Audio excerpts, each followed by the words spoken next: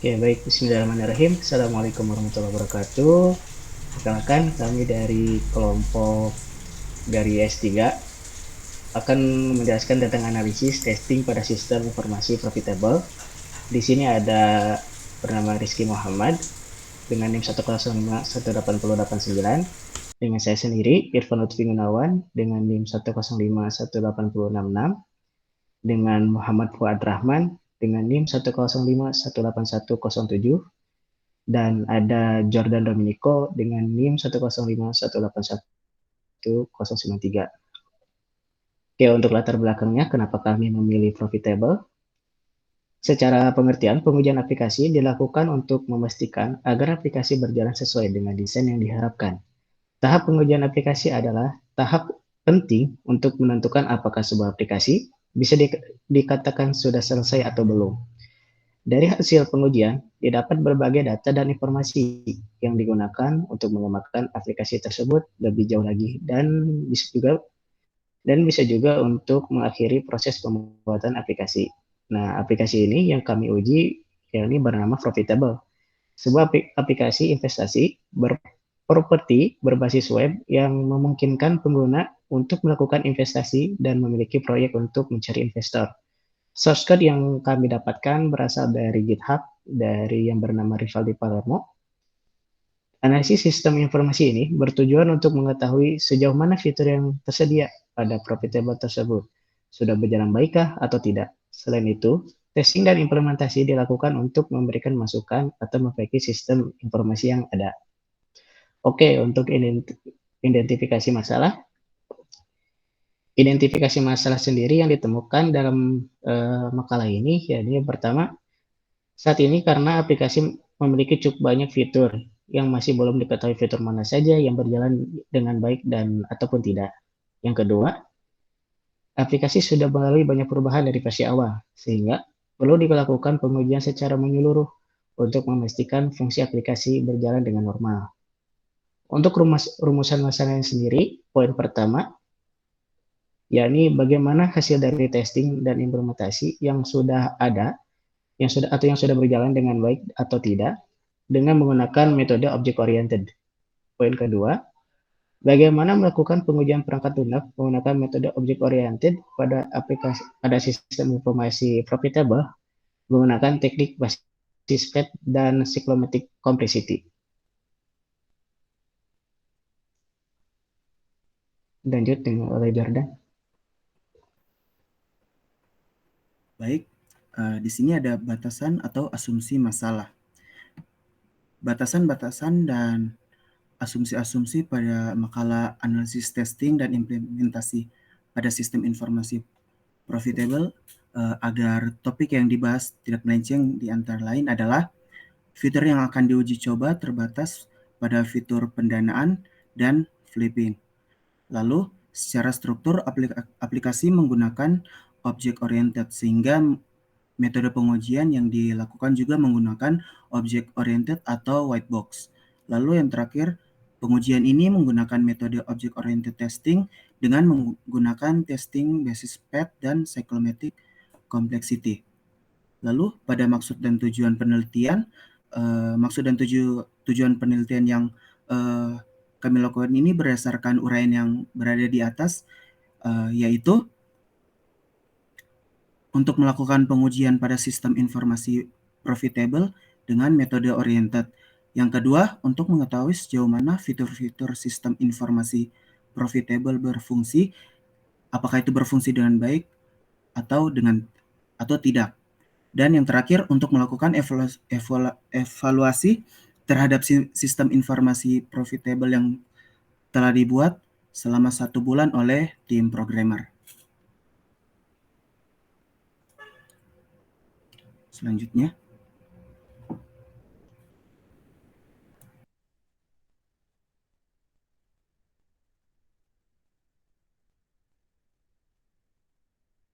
Oke, mungkin selanjutnya di bab 2 adalah landasan teori. Yang pertama tentang pengertian object oriented testing. Jadi object oriented testing ini merupakan sebuah metode pengujian yang digunakan pada aplikasi yang menggunakan si struktur aplikasinya itu berorientasi objek. Nah, untuk menguji sistem objek oriented secara memadai, ada 3 hal yang harus dilakukan. Yang pertama itu definisi pengujiannya harus diperluas agar mencakup teknik penemuan kesalahan yang diterapkan pada analisis berorientasi objek dan dari desain aplikasi tersebut, yang mana pasti desainnya juga berorientasi objek. Lalu, strategi untuk pengujian unit dan integrasi harus berubah secara signifikan. Ini mungkin maksudnya karena objek itu biasanya dinamis, jadi harus ada perubahan yang signifikan ketika pengujian. Lalu yang ketiga ada desain kasus uji atau desain uji coba itu harus memperhitungkan karakteristik unik dari pelengkap lunak objek oriented. Nah, mungkin karakter uniknya itu dimana misalnya kita punya satu kelas yang memiliki banyak objek, nah itu mungkin harus dipertimbangkan ketika pengujiannya. Nah, pada penelitian ini kita akan menggunakan metode testing berbasis objek oriented yang namanya state-based testing. Nah, state-based testing ini adalah metode yang baru untuk menguji program berorientasi objek. Nah, konsepnya jadi informasi yang disimpan dalam keadaan objek itu terdiri dari 2 jenis. Jadi ada informasi kontrol dan penyimpanan data. Mungkin lebih gampang disebut jadi ada variabel dan ada metode gitu. Kalau metode dia biasanya itu menyimpan data atau berupa fungsi, sedangkan variabel dia berisi informasi. Nah, pada metode ini terdapat beberapa model atau beberapa bagian. Jadi yang pertama itu ada state. Jadi state itu bisa berbentuk instan atau entitas. Nah, misalnya kalau objek kan biasanya berasal dari kelas. Nah, kelas itu mungkin bisa disebut instan, sedangkan objek yang dilahirkan dari kelas itu mungkin bisa disebut entitas. Lalu ada event atau bisa disebut juga sebuah proses atau aksi yang dilakukan pada state tadi. Nah, nanti hasil dari event ini kan jadi action. Jadi action ini hasil dari hasil state yang udah berubah gitu. Nah, nanti yang keempat ada next step, di mana step yang akan dituju apabila action pada event tersebut berhasil. Jadi biasanya di object oriented dia bisa berubah ininya, metodenya atau variabelnya. Oke, mungkin selanjutnya dilanjutkan oleh rekan saya. Terima kasih. Selanjutnya pengertian white box testing. White box testing sendiri atau sering diartikan pengujian kotak putih adalah pengujian yang dilakukan untuk menguji perangkat lunak dengan cara menganalisa dan meneliti struktur internal dari kode software tersebut. Berbeda dengan black box testing yang hanya melihat hasil input dan output dari software tersebut. Pengujian white box testing ini berfokus pada aliran input dan output. Kemudian ada metode yang digunakan dari white box testing yaitu cyclomatic complexity testing, di mana terdiri dari matriks perangkat lunak dan menyediakan pengukuran kuantitatif dari serangkaian kompleksitas logika sistem. Metode ini dapat didefinisikan sebagai jumlah jalur independen yang lewat dalam program dalam satu set pertanyaan pemrosesan untuk memberikan nilai tinggi pada program tersebut.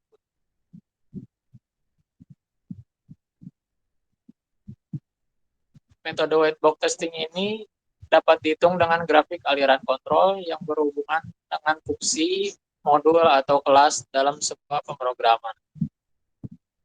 Biasanya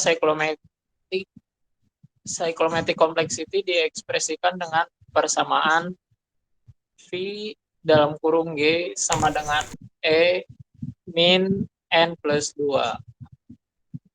di mana E adalah edge, N adalah jumlah node. Selain itu, jumlah region sama dengan cyclomatic complexity. Kemudian untuk penghitungan predikat, untuk menghitung flow graph juga didefinisikan sebagai P plus 1, di mana P adalah jumlah predikat node yang terdapat pada flow graph G.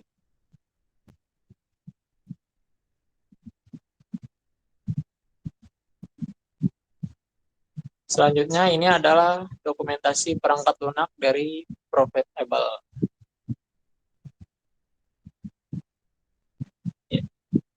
langsung ke bagian blog.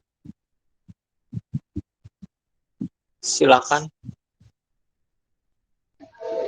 Oke, di sini kita testing yang pertama itu adalah yang bernama modul blog.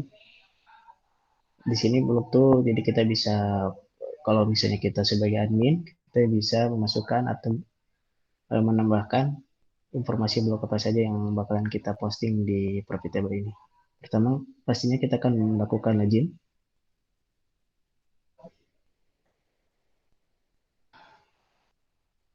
Ya, login.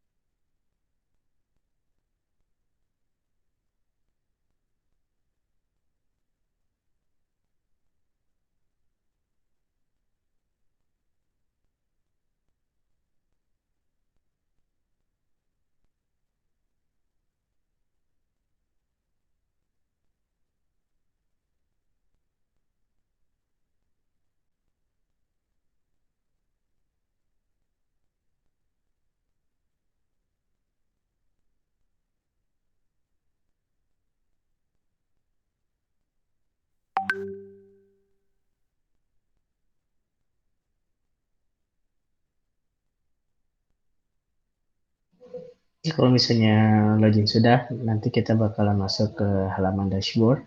Untuk admin, selanjutnya kita bakalan masuk ke menu blog. Oke, untuk testing fitur pertama itu untuk Tama Blog. Di sini ketika kita ingin melakukan Tama Blog, kita bakalan klik dulu button Tama Blog. Setelah itu di sini udah disuguhkan beberapa form atau beberapa field yang harus kita isi. Pertama judul. Kita di sini masukin aja judul bebas testing. Terus nama autor pembuat testingnya siapa? Contoh saya sendiri. Oke, untuk konten blognya yaitu langsung tambah. Oke, mungkin di sini kelihatannya bisa dikatakan cukup simpel, tapi kalau misalnya kita cek di metode state-based testing ke proposal,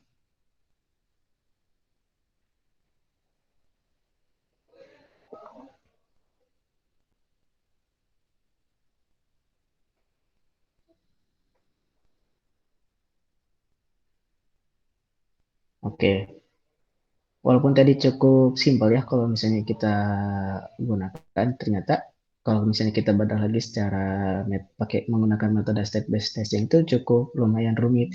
Yang pertama pastinya kita bakalan harus masuk input data yang tadi, insert block data. Nah, nanti kalau misalnya kita udah input, untuk sekarang step pertama itu pasti insert dulu yang tadi. Kalau misalnya udah, nanti di backend atau di servernya akan melakukan validasi di mana apakah judul atau kontennya itu ada atau kosong atau bagaimana. Nah, itu mempunyai validasinya sendiri.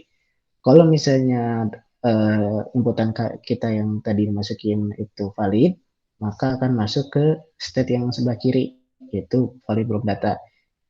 Masuk ke state yang berikutnya, kalau misalnya udah valid, kita langsung bakalan masukin data yang tadi ke dalam database yang kita punya.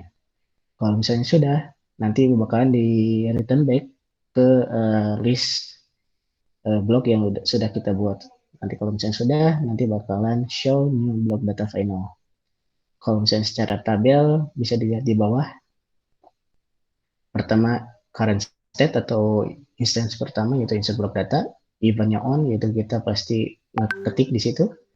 Selanjutnya nanti bakal ada action untuk start insert block, terus nanti kalau misalnya next step yaitu validation block data dan seterusnya.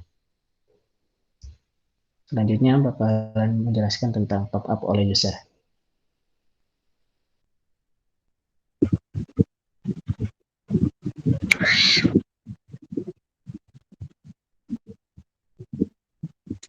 Oke. Sekarang kita masuk sebagai user.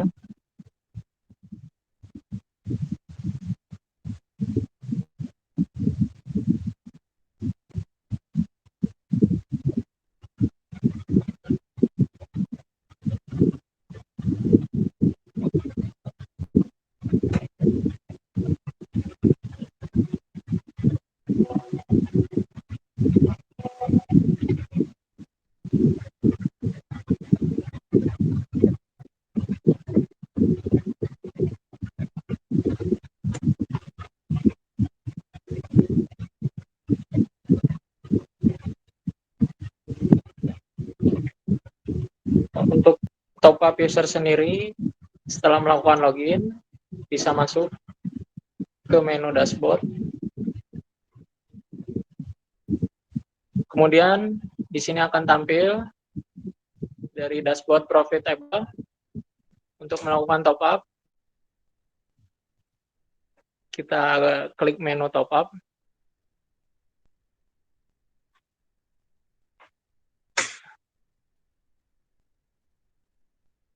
Kemudian kita bisa klik menu top up di sini. Di sini kita diminta mengisi biodata.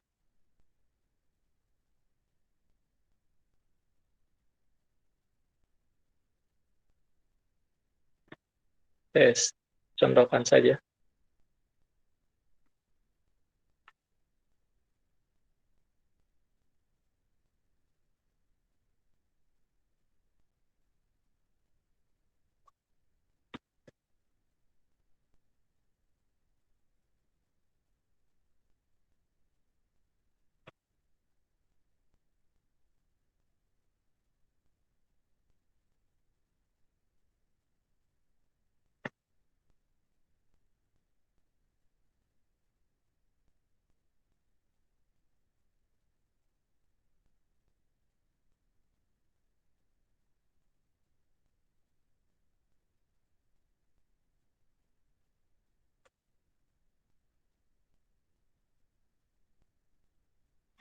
Setelah selesai, kemudian kita submit.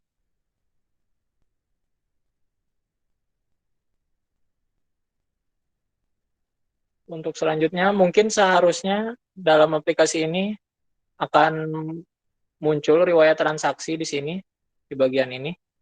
Tapi mungkin seiring adanya perbaikan, tidak bisa ditampilkan atau mengalami error pada halaman top up user ini.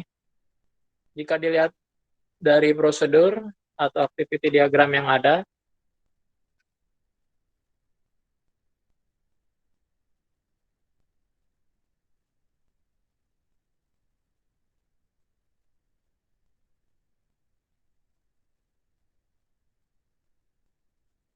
kita bisa melihat bahwa alur yang dilakukan adalah klik menu top up, kemudian akan menampilkan halaman riwayat transaksi. User menginputkan jumlah saldo dan memilih menu top up pada bagian kanan atas halaman. Mungkin seharusnya di sini ada tampilan jumlah saldo yang akan di top up. Setelah itu user klik tombol pop up. Nah, kemudian ada kondisi di sini di mana jika user telah melengkapi biodata akan langsung masuk ke halaman detail top up. Tadi itu tidak ada ya halaman detail top up. Kemudian jika user belum melengkapi biodata, maka akan menampilkan halaman biodata yang tadi saya isi. Setelah itu user diminta mengisi halaman detail top up, mengklik tombol bayar, kemudian menampilkan detail pembayaran dan cara pembayaran, lalu klik submit, menampilkan halaman riwayat transaksi, dan mengklik tombol upload pada bagian riwayat transaksi. Mungkin harusnya tampil di sebelah sini ya. Di sini kita bisa melakukan upload bukti pembayaran. Setelah itu, jika upload transaksi di approve atau di reject, maka akan menampilkan tanda bahwa upload bukti tersebut telah di approve atau di reject.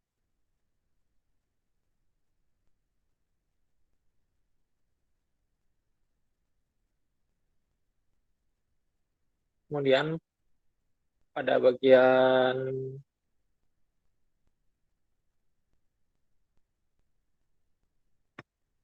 database sendiri, yang pertama dilakukan adalah top up, di mana dengan action start top up, kemudian top up akan melakukan validasi biodata. Di sini ada kondisi biodata valid dan invalid. Jika biodata valid, maka user akan diminta jumlah top up saldo yang akan di top up. Jika mengalami invalid, maka akan diminta mengisi biodata terlebih dahulu. Kemudian selanjutnya mengisi detail top up, menampilkan halaman rekod transaksi, melakukan upload bukti, dan proses selesai. Bisa dilihat pada state-based testing berdasarkan diagram di atas pada tabel ini, di mana top up dengan event on dan action start top up, kemudian next step validation biodata. Pada proses selanjutnya, validation biodata akan mengalami event valid atau invalid dengan action valid biodata dan invalid biodata. Next steps-nya akan mengikuti state-based diagram yang ada di sini.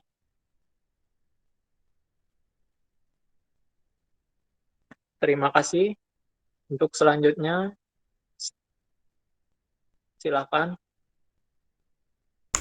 Baik, selanjutnya mungkin modul top up admin.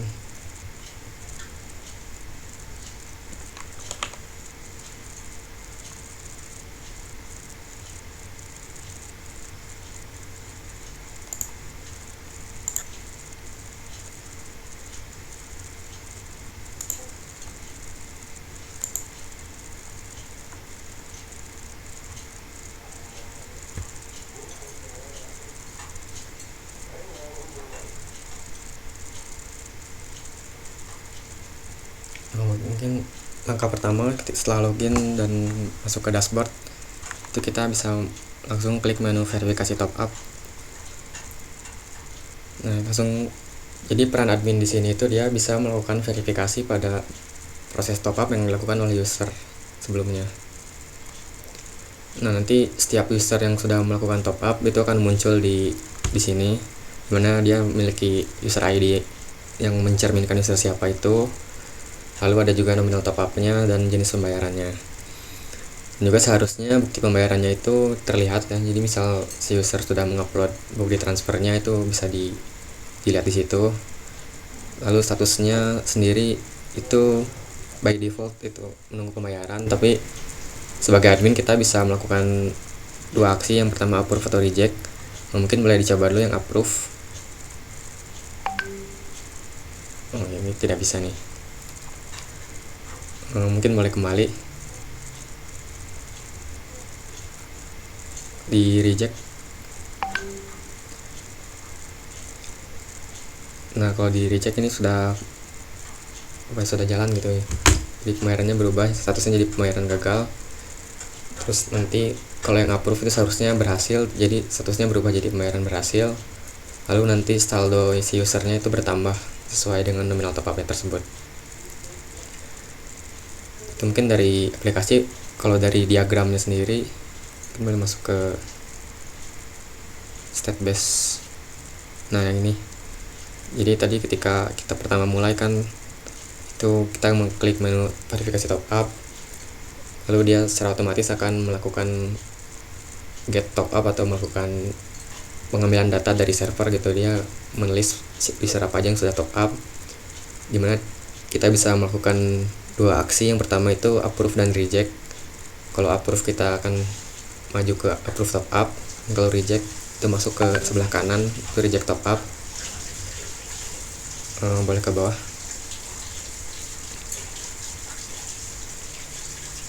Nah kalau approve top upnya selesai, itu kita harusnya masuk ke perform transaction, dimana di situ si saldo usernya itu akan dikalkulasi dan ditambahkan sesuai dengan yang dia top up itu. Nah nanti kalau sama seperti ketika di reject, itu harusnya kita mendapatkan complete message yang menandakan kalau aksi kita itu sudah sukses gitu. Nah setelah itu mungkin langsung final dan keluar. Kalau secara tabel, mungkin pertama untuk top up verification itu dipanggil ketika start, dimana dia ada aksi yaitu get top up yang masuk ke next step-nya get top up. Nah di get top up ini ada aksi approve dan reject. Nah kalau approve kita masuk ke approve top up, kalau reject masuk ke reject top up. Nah kalau di approve top up, nanti setelah itu otomatis akan masuk ke perform transaction. Nah perform transaction sama dengan reject top up, dia setelah prosesnya selesai itu dia akan masuk ke display complete message, yang mana setelah itu di bawah display complete message itu dia langsung keluar atau exit ke final. Itu mungkin bisa dilanjut modul berikutnya.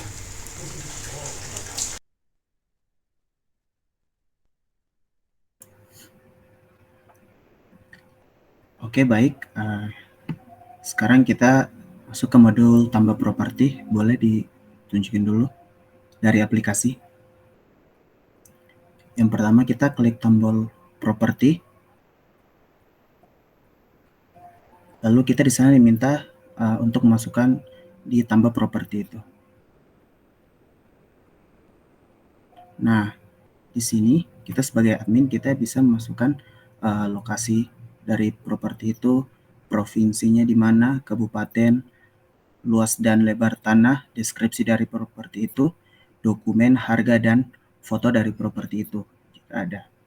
Lalu sekarang kita pindah ke modulnya di proposal. Nah, di sini yang pertama kita mengklik tombol properti. Lalu saat kita masuk ke properti, di sana kita akan diminta untuk memasukkan data dari properti itu seperti yang tadi. Nah, jika sudah, data itu akan divalidasi. Jika data itu invalid, dia akan mengecek ulang data mana yang belum terisi atau salah. Dia akan seperti itu berulang-ulang. Tetapi jika data itu valid, dia akan memasukkannya ke dalam database dan dia akan menunjukkan data properti yang baru. Di sini kita bisa lihat dari tabelnya. Dari tabel ini yang pertama adalah current state-nya adalah property, event-nya adalah start, kita mulai. Terus action-nya adalah start property dan next state-nya insert detail property. Insert detail property ini event-nya adalah insert, di mana tadi kita memasukkan data dari property tersebut, dan action-nya insert, lalu next state-nya validation property data. Nah, di validasi data property ini ada valid dan invalid. Jika valid, kita langsung seperti tadi memasukkan datanya ke database, lalu next step-nya adalah insert database, dan jika invalid, action-nya adalah validate property invalid, dan next step-nya adalah reject property date gitu. Jadi dia akan mengecek ulang data mana yang belum terisi. Selanjutnya di insert to database, eventnya adalah show, dia akan menunjukkan, lalu habis itu actionnya adalah insert to database show. Lalu next step-nya adalah show new property data. Lalu habis itu jika selanjutnya adalah show new property data, terus show-nya adalah finish, action-nya show new property final, dan next state-nya adalah final. Lalu recheck property data, show-nya adalah finish, action-nya recheck property final, dan next state-nya juga adalah final.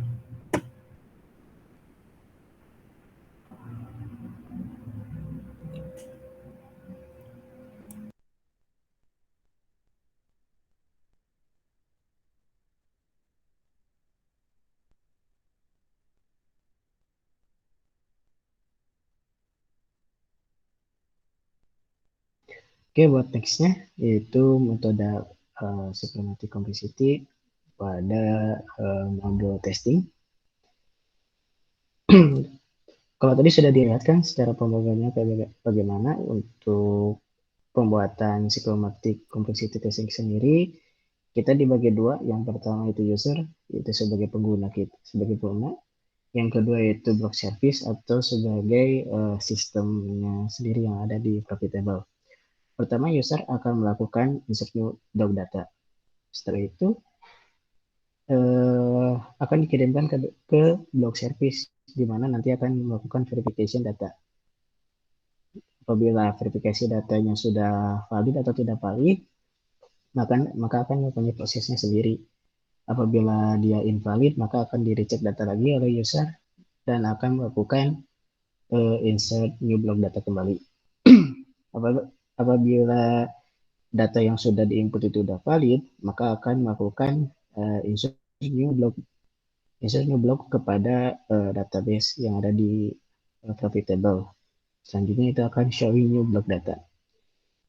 Apabila kita lihat dari diagram di atas, kita akan mempunyai sebanyak 8 nodes ya. Di sini kita bisa cek independent path-nya ada berapa, itu ada 2. Karena kita di sini mempunyai satu seleksi, maka dari itu akan mempunyai 2 arus data. Yang pertama invalid, yang kedua itu valid. Itu di situ kita akan mencari predikat, yaitu predikat kita menemukan dengan jumlah 2. Selanjutnya akan melakukan proses melakukan top up oleh user.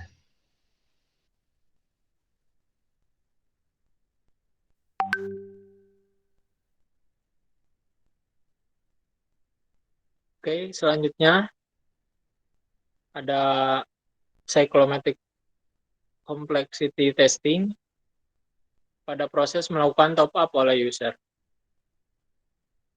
Bisa dilihat pada diagram ini, activity diagram, proses yang dilakukan yaitu klik menu top up, kemudian input jumlah saldo dengan memilih menu top up pada bagian kanan halaman, klik menu top up.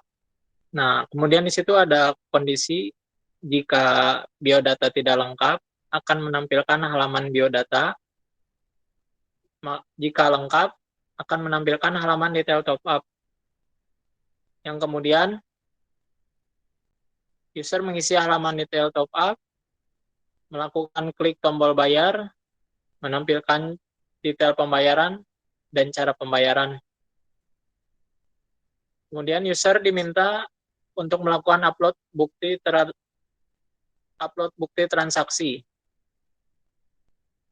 di mana hasil tersebut akan menunjukkan status bahwa upload bukti transaksi tersebut apakah diterima atau ditolak.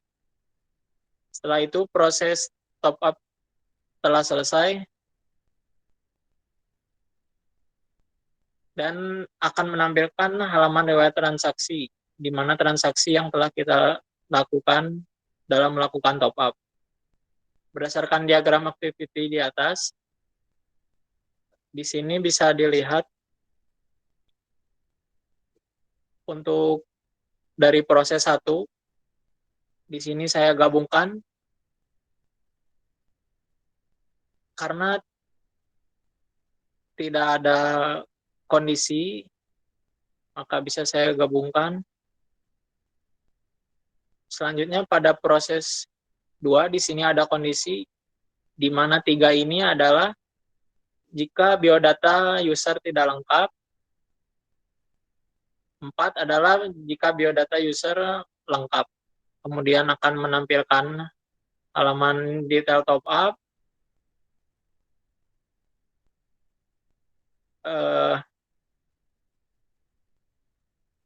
menampilkan cara pembayaran, melakukan upload bukti, dan menampilkan hasil riwayat transaksi top up. Kemudian independent path di sini ada 2. Untuk menghitung predikat sendiri di sini N plus 1, di mana N adalah node. Node di sini sebagai kondisi pada bagian complexity testing ini, yaitu pada nomor 2, dengan rumus N plus 1, maka 1 tambah 1 sama dengan 2. Untuk menghitung grabnya sendiri, dengan rumus E min N plus 2 sama dengan 8 min 8 plus 2 sama dengan 2. N sendiri adalah jumlah node, dan E sendiri adalah edge atau panah ini. Kemudian selanjutnya akan dilakukan oleh Rizky pada top up admin. Oh ya.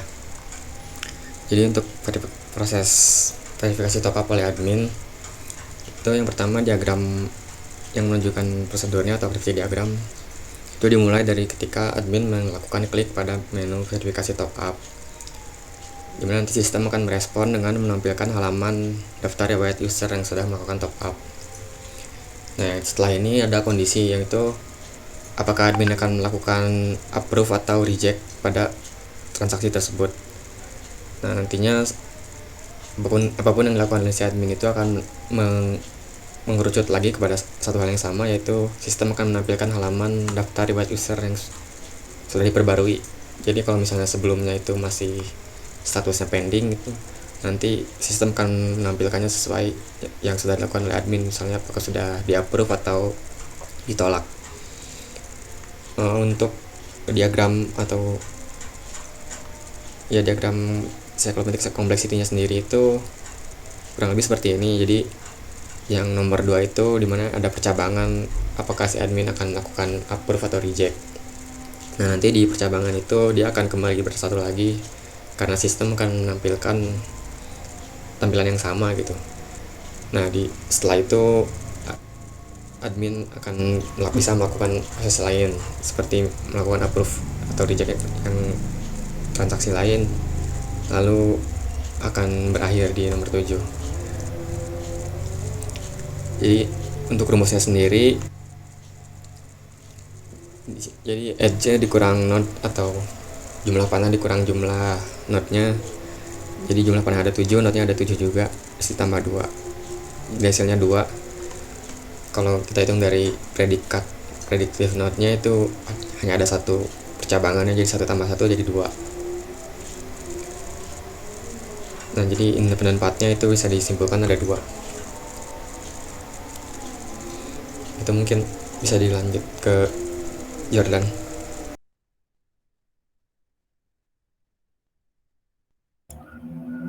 Nah, di sini kita melihat seperti yang tadi activity diagramnya, kita mengklik tombol tambah properti, lalu menampilkan form tambah properti, lalu di situ kita disuruh untuk mengisi form tambah properti itu. Lalu jika kita sudah mengisinya, kita akan klik submit, dan di situ kita bisa lihat terjadi 2 cabang, true or false, atau valid atau invalid. Jika invalid dia akan kembali lagi ke atas, yaitu di menu mengisi form tambah properti, dan jika valid dia akan memunculkan pesan properti berhasil atau ditambahkan.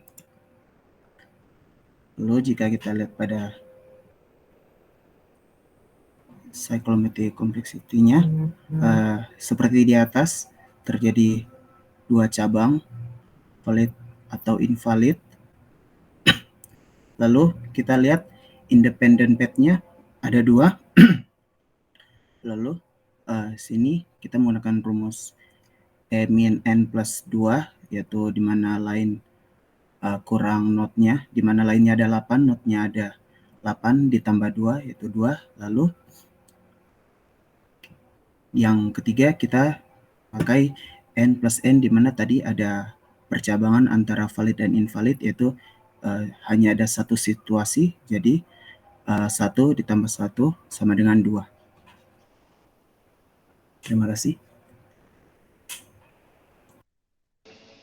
Oke, mungkin sekian pemaparan hasil testing kami pada sistem informasi profitable. Mohon maaf apabila ada kekurangan.